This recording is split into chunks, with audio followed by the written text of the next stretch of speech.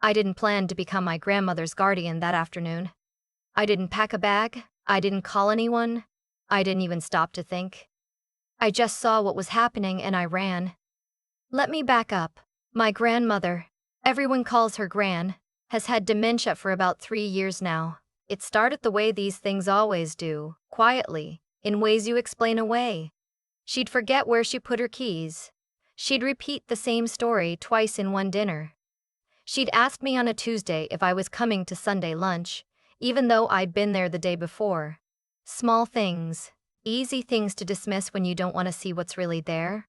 I was 28 when her doctor sat us down and said the word out loud. Dementia. Not a question anymore. My mother nodded like she'd already known. My uncle, her son, stared at the floor. I was the only one who cried. Gran raised me in a lot of ways.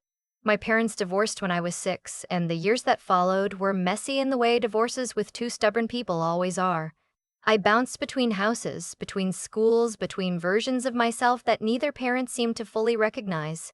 But every summer, and every school break that mattered, I was at Gran's house in Millbrook. A small, cream-colored colonial, on a corner lot with a magnolia tree in the front yard that she'd planted the year my mother was born. Gran taught me how to make biscuits from scratch. She taught me how to parallel park in the church parking lot on Sunday mornings before service. She sat with me for 3 nights straight when I was 16 and convinced my life was ending over a boy who didn't deserve a single one of my tears. She never told me I was being dramatic. She just made tea and listened and let me figure it out at my own pace. So when the diagnosis came, I was the one who called her doctor with follow-up questions. I was the one who researched memory care facilities, not because I wanted to put her anywhere, but because I needed to understand what we were walking into. I was the one who drove 40 minutes each way every other weekend to sit with her, watch old game shows, and pretend I didn't notice when she called me by my mother's name. My uncle lived 12 minutes from her house. He visited on holidays. I want to be fair here because I know these situations are complicated. My uncle isn't a bad person in the way movie villains are bad. He's the kind of person who is very good at being comfortable. He has a nice house, a second car he barely drives, a wife who manages everything domestic, and a practiced ability to believe that things will work themselves out without his direct involvement. When Gran's condition got harder to manage, he hired a part-time aide and called it handled. His wife, I'll call her my aunt, even though some days that word sticks in my throat, was more direct about her feelings. She thought Gran should be in a facility. A real one, she always said. Like the word real was doing a lot of work there. A place with professionals. A place where they were equipped. She said this with genuine concern in her voice, and maybe part of it was real, but underneath the concern was something else. Inconvenience, maybe. Or just the particular discomfort of watching someone you know become someone you don't. Gran's house was paid off. She had a modest retirement account, a small investment portfolio my grandfather had built over 40 years of careful, unglamorous saving. Not a fortune, but enough. More than enough to matter to people who were paying attention to it. I didn't know, at first, that anyone was paying attention to it. The call came on a Thursday in March. My uncle's wife, voice smooth and organized, informing me that they'd found a wonderful memory care community in a town about 2 hours from Millbrook. Top-rated, she said. Beautiful grounds. A waiting list they'd managed to get Gran moved up on. They were planning to transition her within the month. She mentioned, almost as a footnote, that the house would need to be listed, because the facility was, understandably, not inexpensive. I asked if Gran knew. There was a pause. We've talked to her about it. I asked if Gran had agreed. Another pause. She understood the gist of it. I said I'd like to be part of the conversation, and my aunt's voice went smooth in a different way. The kind of smooth that means the conversation is already over, and I just hadn't been told yet. She said of course, they'd loop me in. They just wanted to have a plan before things got too complicated. I thanked her. I hung up. I sat at my kitchen table for a long time. The next Saturday, I drove to Millbrook. Gran was having a good day, which is its own kind of heartbreak sometimes, because good days make you believe in things that aren't sustainable. She knew my name. She asked about my job. She made us instant coffee because she'd forgotten how the drip machine worked. And we sat at her kitchen table with our weak, pale coffee. And she told me about a dream she'd had where she and my grandfather were young again and driving across Nevada with the windows down. I didn't ask her about the facility. Not yet. I just listened. I came back 2 weeks later. My uncle was there, which was unusual enough to register. His wife was there too. They were sitting in Gran's living room with a folder on the coffee table, and there was a woman I didn't recognize who introduced herself with a name I've since forgotten and a title that included the words Senior Living Consultant. I stood in the doorway for a moment before anyone noticed me. Gran was in her chair by the window, the good one, the one that catches the afternoon light the way she's always loved. She was looking out at the magnolia tree. I don't know if she was following the conversation or somewhere else entirely. With dementia, the line between those two things isn't always visible from the outside. My uncle stood up when he saw me, surprised, a little off balance. I'd told my aunt I was coming. She had not, apparently, passed that along. We got through the pleasantries quickly. I sat down. The consultant began explaining the program at the facility, the memory care unit specifically, the staff-to-resident ratio, the activities programming. She used the word vibrant 3 times in 4 minutes. She had brochures. I looked at my grandmother. Gran had turned from the window. She was watching the consultant with an expression I recognized, the one she used when she was being polite, but her mind was already somewhere else, already sorting through something privately. When there was a break in the presentation, I leaned over and asked Gran, quietly, what she thought about all of this. She looked at me. Looked at me all. Looked at my uncle coffee table. Looked at my uncle. Is this because I burned the pot? She asked. She'd left a pot of water on the stove 2 months ago, nearly long enough to damage the burner. It was the incident my uncle had cited as proof that she could no longer safely live alone. No, Gran, I said, it's not because of the pot.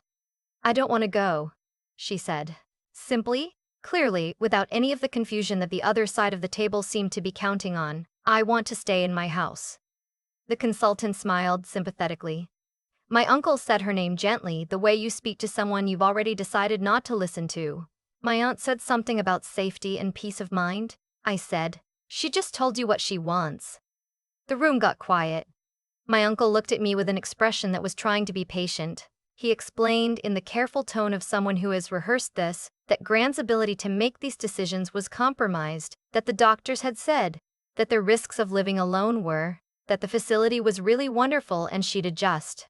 Has her doctor said she lacks capacity to make her own decisions? I asked. Silence. Because unless there's a formal capacity assessment, she has the right to say no. My aunt opened her mouth. My uncle touched her arm. I wasn't a lawyer.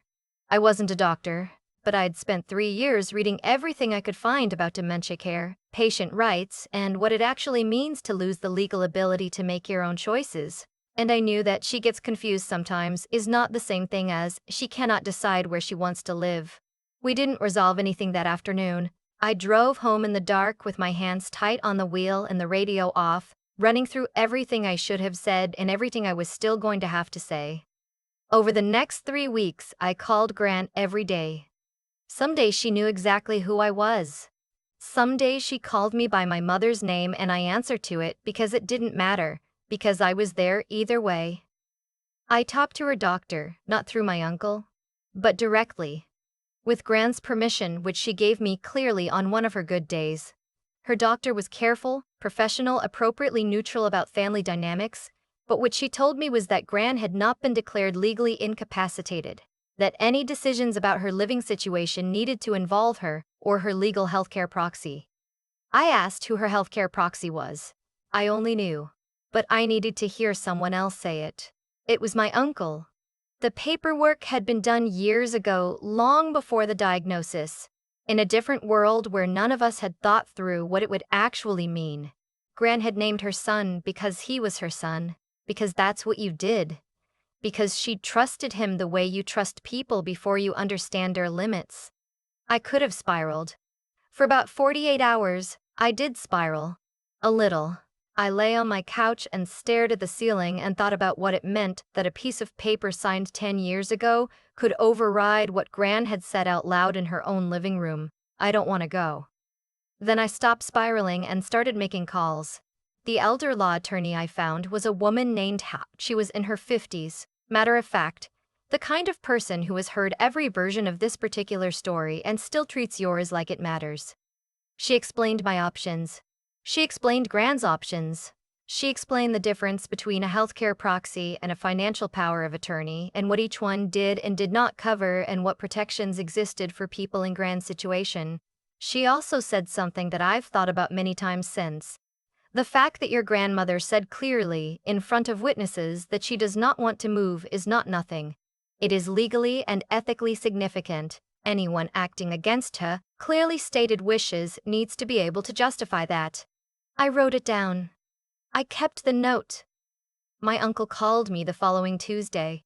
His voice was different, tighter, the rehearsed patience replaced by something more strained. He'd heard I'd spoken to an attorney. He wanted to know what I thought I was doing. He said this was a family matter. He said I was making things harder. He said he had Gran's best interests at heart. I said I believed he thought that was true. He asked me what that meant. I said, "It means I think you've convinced yourself that what's convenient for you and what's best for her are the same thing, and I don't think they are." He was quiet for a long time. "She can't live alone forever," he said finally. "You know that." "I know," I said. "And when that time comes, we should make that decision together, with her doctors, and with her. But that time isn't now, and that place isn't the right place." And she said she doesn't want to go. He hung up, not slammed, just placed the phone down, deliberately, the way people do when they're too controlled to show you how angry they are. I drove to Milbert that weekend and stayed for 3 days. I looked at Gran's finances with her permission sitting right next to her. I looked at what in-home care would actually cost if we increased the hours. I researched home health aides, companion services, the meal delivery programs that could come 6 days a week. I called her insurance. I called the county's aging services office, which I hadn't known existed until the attorney mentioned it, and spoke to a care coordinator who walked me through every community resource available to someone in Gran's situation. It wasn't a perfect solution. It was never going to be a perfect solution. But there was a path there. A real one. That didn't involve selling the house she'd lived in for 41 years and moving her to a facility 2 hours away while she still knew the difference. I sat with Gran at her kitchen table on one of her clear days and I laid it out for her. More help coming to the house. Someone here in the mornings. Better safety measures. Grab bars, a medical alert device she actually agreed to wear. A lock on the stove that the aide could manage. More visits for me. She listened. She asked 2 smart questions. Then she nodded and patted my hand. "You're a lot like your grandfather," she said. "He didn't let people push him around either." I didn't tell her that I was terrified every step of the way, that I'd cried in my car in her driveway twice that week, that I wasn't sure I was doing the right thing, and I wasn't sure anyone could be fully sure, and that this particular kind of love is the kind that keeps you up at night and makes you question your own judgment and still makes you show up anyway. I didn't tell her any of that.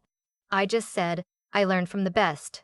My uncle didn't speak to me for 2 months after I sent the formal letter, drafted with the attorney's guidance, outlining Gran's stated wishes, the in-home care plan, and the legal and ethical considerations around acting against a patient's clearly expressed preferences when no incapacity determination had been made. It was a careful, measured, professional letter that was also, underneath all of that, a way of saying, I see what you're doing, and I'm not going to let it happen without a fight. He didn't try to push it further. Not because he agreed with me. I don't think he ever fully agreed with me. But because the letter made it clear that someone was watching and that it wouldn't be quiet. His wife sent me a text 2 months later that said only, I hope you know what you're taking on. No punctuation at the end. I stared at it for a long time, trying to decide what it was. A warning, a judgment, a guilty conscience speaking sideways. I think it might have been all 3. I do know what I'm taking on. I've always known, from the moment I stood in that doorway and saw the folder on the coffee table and understood what the meeting was really about. Gran is still in her house. The magnolia tree bloomed again this spring, the way it does every year. Big white flowers that smell like something from a different era. Something slow and unhurried. I drive out every other weekend. I call every day. Some days she knows my name right away. Some days I'm my mother, or a neighbor she liked in 1987, or just a familiar voice she can't quite place. On those days, I still stay on the phone. I tell her about the weather, about a funny thing that happened at work, about nothing in particular. I let her hear that someone is there. Her aide, a woman who has worked with dementia patients for over 20 years and who I trust more than I can explain, sends me a photo every Friday. Usually it's Gran in the kitchen or the backyard or the living room chair. Last Friday, it was Gran standing at the window looking out at the magnolia, her hand resting on the glass. She was smiling at something I couldn't see. I saved that photo. I look at it when the nights get long and the fear gets loud, and I start to ask myself whether I made the right call. I look at it and I know. You can dress up abandonment in very careful language. You can call it practical, responsible, the best option under the circumstances. You can believe, genuinely believe, that you're doing someone a kindness by deciding for them, by overriding what they've said clearly and plainly in their own living room. But kindness that doesn't listen isn't kindness. It's just a story you tell yourself so the mirror stays comfortable. Gran said I don't want to go, and I decided that meant something. I decided that she meant something. I decided that the years she spent showing up for me, for every hard Tuesday and every long summer and every cup of weak coffee at that kitchen table, deserved to be returned, even imperfectly, even at cost, even when it was easier to look away. I'm not a hero in this story. I'm just someone who didn't want to live with having looked away. The magnolia blooms every spring. I'm going to make sure she's there to see it. There's a photo on my phone of Gran standing at her living room window, her hand resting on the glass, looking out at the magnolia tree. She's smiling at something I can't see. I look at that photo a lot. Not because it's dramatic or beautiful in any particular way, but because it's proof that the hardest thing I ever did was also the right thing. And I don't always get to say that about the hard things. What I've come to understand, working through all of it, the attorney calls, the late nights, the silence from my uncle that lasted 2 months, is that what we choose to do when it costs us something is the only real measure of who we are. Not what we say we value. Not how we think of ourselves at our best. What we actually do when the easier road is right there, clearly marked, and nobody would blame us for taking it. I could have looked away. That's the part I sit with sometimes. I could have told myself that my uncle knew best, that I wasn't a medical professional, that family decisions weren't my place. I could have convinced myself that the facility was probably fine, that Gran would adjust, that my feelings about it were just sentiment. People do this every day. They are not monsters for it. They are just people who found a way to make peace with the looking away. I couldn't find that peace, and I think there's something worth naming in that. Not a self-congratulation, but as a real question worth asking yourself about the people and situations in your own life. Where's the line between accepting what you can't control and abandoning someone who is counting on you without knowing they're counting on you? Gran didn't call me that day. She didn't know to call me. She was sitting in her chair by the window when I walked through that door, and the folder was on the coffee table, and my uncle and aunt were doing what people do when they've already made a decision and just need the paperwork to catch up. She needed someone who already knew that she understood the gist of it was not the same thing as she agreed. That took something I had to build over years. It took me actually learning, reading, calling, asking questions I felt stupid asking. What her rights were, what the law said, what a capacity assessment actually meant, versus what people assumed it meant. Caring about someone isn't enough on its own. You have to also be willing to understand the systems that surround them, because those systems will be used, and if you don't understand them, someone else will use them first. And then there is the plain, unglamorous matter of showing up after the hard conversation, and the one after that, and the one after that. My uncle didn't make it easy. He wasn't supposed to. The right thing rarely comes with cooperation from everyone in the room. I think about what Gran said to me at her kitchen table. You're a lot like your grandfather. He didn't let people push him around either. She wasn't talking about stubbornness. She was talking about the particular kind of steadiness that comes from knowing what you're standing for and deciding that it's worth the discomfort of standing. I'm not the same person I was before all of this. I'm more willing to ask uncomfortable questions, more willing to be the one in the room who says the thing out loud, more willing to stay when staying is inconvenient. The magnolia blooms every spring. I plan to be there to see it with her.